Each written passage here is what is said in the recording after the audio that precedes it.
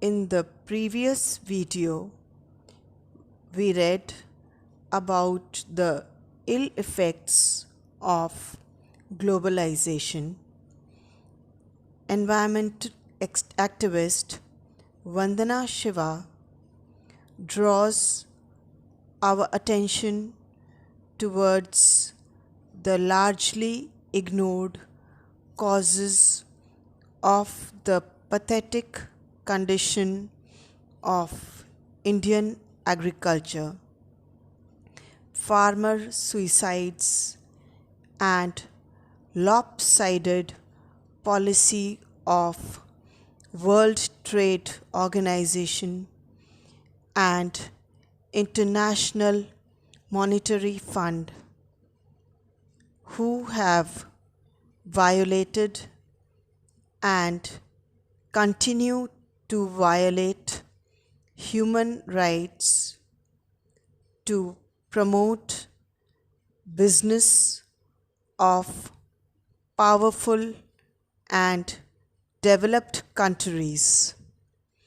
Let's read further. The government is trying to project the rising prices of wheat as the result of low production and low productivity. The lowering of estimates of wheat production from 73 metric tons to 68 metric tons was done at the behest of USDA and has been questioned by the Directorate of Wheat Research, which assesses 71 to 72 million tons production.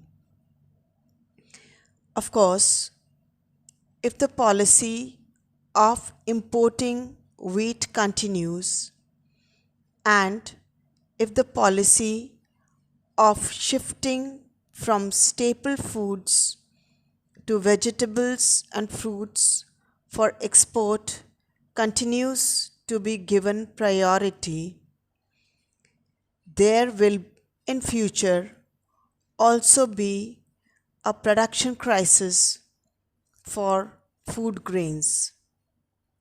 Meantime, the government has proposed a package to grow more wheat, as if lack of domestic wheat production was the reason for imports.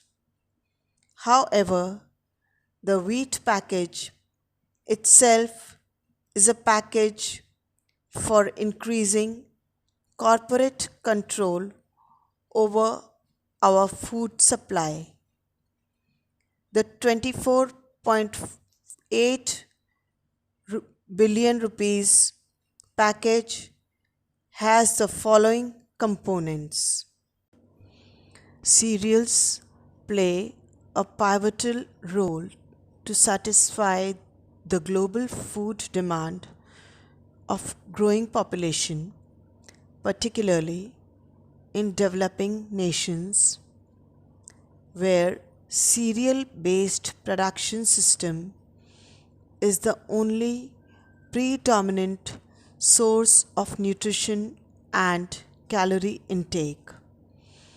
India, being blessed and enriched with a diverse agro-ecological condition, ensuring food and nutrition security to a majority of Indian population through production and steady supply, is the second largest producer of wheat worldwide.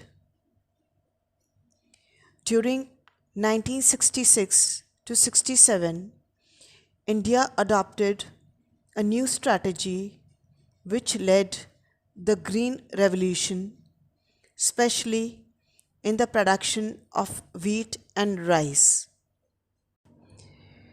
Under this project, India produced 73 metric tons of wheat annually, but at the direction of United States Department of Agriculture, India reduced its production to 68 metric tons and imported wheat from the US. If we shift from growing wheat to vegetables and fruits for exporting, the dependency for staple diet will never end, and we will always depend on the rich countries for our basic needs. Encouraging their business, the whole process has been designed to benefit the developed countries like the US. Seed replacement means a farmer growing their tried and tested open pollinated varieties will have to opt for hybrids and corporate seed. It is, in effect, a corporate subsidy, not a subsidy to farmers. Similarly, the zero till drill machine goes hand in hand with the spread of Roundup, which is being subsidized through zero till and conservation tillage systems. Subsidies for micronutrients, gypsum, sprinkler sets, and diesel are all corporate subsidies, not subsidies to farmers. The growing more wheat package is also misplaced because instead of strengthening the sustainability of wheat production in wheat growing areas, it proposed promoting wheat in non traditional areas such as Bihar and West Bengal, which are rice growing regions. Low seed replacement rate has been identified as the main cause for low productivity of wheat, along with imbalanced use of fertilizers and high costs of input and depleting soil health. However, the package offered will further increase costs of inputs and deplete soil health because it is based on chemical inputs, not organic inputs. The hybrid seeds, zero till drill machine, micronutrients, gypsum, sprinkler, etc., are all no doubt new techniques, but the focus is misplaced. Instead of giving subsidies to farmers, the subsidies are availed by the big companies. Grow More Wheat package has ignored to see the region which traditionally grow other cereals, hence forcing them to grow wheat, which the soil and climate do not favor so much. This causes the use of lots of fertilizers and depletes soil health. After the Green Revolution, the productivity of wheat has been significantly increased with the increase in input usage, plant protection, chemicals, and irrigated areas. The excessive use of fertilizers, chemicals, and irrigation has degraded the fertility of the soil and also caused a reduction in groundwater table. If the current trend continues, the country will face a serious problem in utilization of scarce natural resources. Further, seed replacement is not a solution but a source of new problems.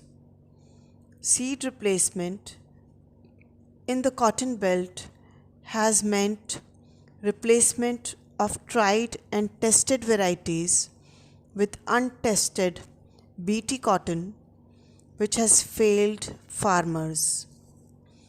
Farmers' varieties are the best quality wheats in India, and compared to 3 tons per hectare that farmers are getting using high yielding varieties and chemicals, Navdanya's organic farmers using native varieties are getting 6.2 tons per hectare in Uttar Pradesh. The potential of farmers' varieties to contribute to increased food production is very high. This clearly shows tried and tested varieties of seeds yield more crops as the varieties have evolved over a long period of time and suit the regional climatic conditions. Vandana Shiva, who also runs an NGO named Navdanya, means the new seeds, provides native varieties and organic to organic farmers, and they have successfully yielded almost twice the produce of the hybrid varieties. The government package is increasing wheat production by about 7 million tons over the next 3 years with a subsidy of 24 billion rupees. The plan is two-pronged. One, to expand the area of cultivation from 1 to 1.4 million hectare in Uttar Pradesh, Madhya Pradesh, Bihar, Rajasthan, Maharashtra and Gujarat. 2. To increase productivity from 25% to 40%. Our organic methods have increased productivity by 200%. If applied to wheat, which grows over 26.5 million hectares, it is possible to lower costs of production and produce more than 1 million tons of wheat using selections from the best of farmers' varieties. Instead of seed replacement, we need seed conservation and participatory breeding by farmers instead of micronutrients and gypsum and sprinkler irrigation, no till drill machines. We need organic manure which supplies micronutrients and conserve moisture. Instead of subsidizing corporations for non-renewable seeds and non-renewable inputs, we need to support our small organic farmers to go organic. In this paragraph, Vandana Shiva highlights the importance of organic farming, the benefits of continuing with the traditional methods and foregoing the use of chemical fertilizers, sprinkler irrigation, gypsum and till drill machines. Instead of spending a huge amount of 24 million rupees to increase productivity by just 15% from 25% to 40%. Organic farming would increase productivity by 200%. We should focus on providing the farmers with the best seeds variety available and follow the traditional organic methods which maintain the moisture balance as well.